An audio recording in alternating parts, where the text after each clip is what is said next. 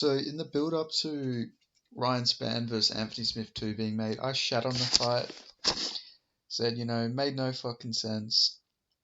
Stupid rematch. They literally fought 2 years ago. What's the point?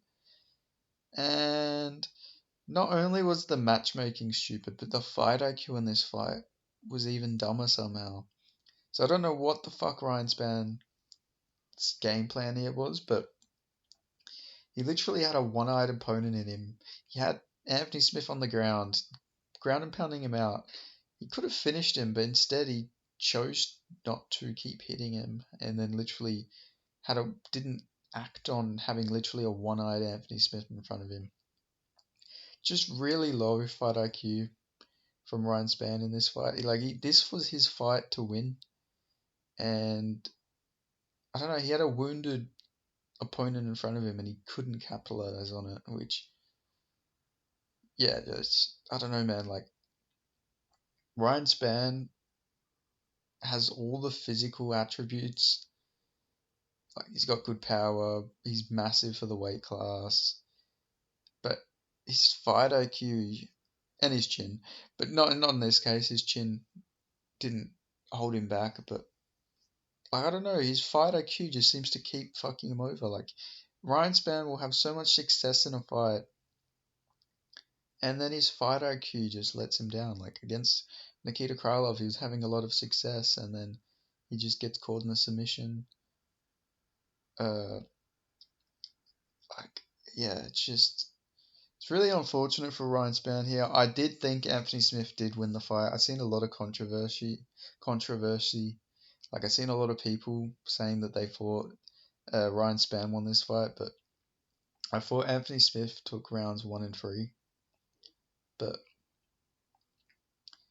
yeah, I no, it wasn't a good performance by Anthony Smith. Like if you were basing this on like Pride rules or the ONE FC rule set, you definitely you'd give it to Ryan Spann if this was ONE FC, but obviously this isn't ONE FC, so that's just hypothetical there. But like Ryan Spann did more damage in round 1 than Anthony Smith did. I mean, he did more damage in round 2 than Anthony Smith did in rounds 1 or 3, but he won more rounds. But yeah, that fight made no fucking sense at all. Like that was such a stupid fight to make. Like I don't know why anyone thought it would be a good idea to make Ryan Spann versus Anthony Smith 2, but that the fight happened. Yeah, it wasn't good. You know, it was worse than the first fight. At least the first fight was just like fucking Anthony Smith getting a knockdown and another knockdown and then getting a finish. This was not as fun by any means, but yeah, what do you do next for both men? I guess I'll talk about that real quick. Is Anthony Smith can fight Azamat Murzakanov. Murzakanov was meant to fight Volkan Oezdemir, but he had to pull out due to injury. I believe it was an injury, so yeah, Azamat Murzakanov versus Anthony Smith makes sense to me.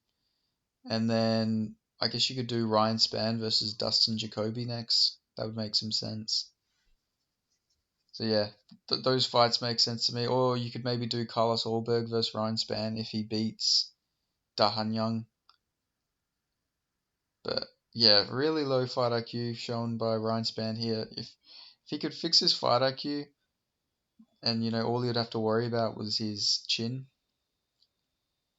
He if he worked on a real good defensive game and worked on his fight IQ, he could probably be champ. But like I say, his fight IQ is always holding him back in these fights. Unfortunately, like he always gets so close to winning, and then it just seems like he just makes one like really bad mistake, and then he gets caught with either a big shot or he gets caught in a submission. So yeah, unfortunate to see for Ryan Spann, but at least he knows that he's improved, or Or at least we know Anthony Smith has regressed. Because, yeah, Anthony Smith definitely doesn't look like the same guy when he fought Ryan Spann the first time, but maybe he had a bit of jet lag. What do I know?